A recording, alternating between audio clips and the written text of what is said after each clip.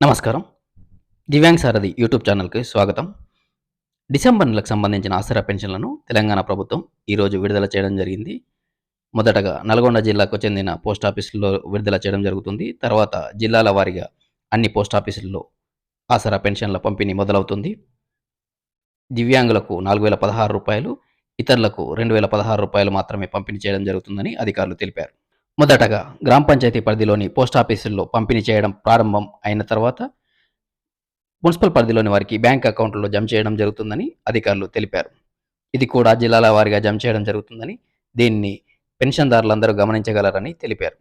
ఈ నెల 30వ తేదీ వరకు పోస్ట్ ఆఫీసుల్లో పెన్షన్ల పంపిణీ కార్యక్రమం కొనసాగుతుందని అధికారులు తెలిపారు.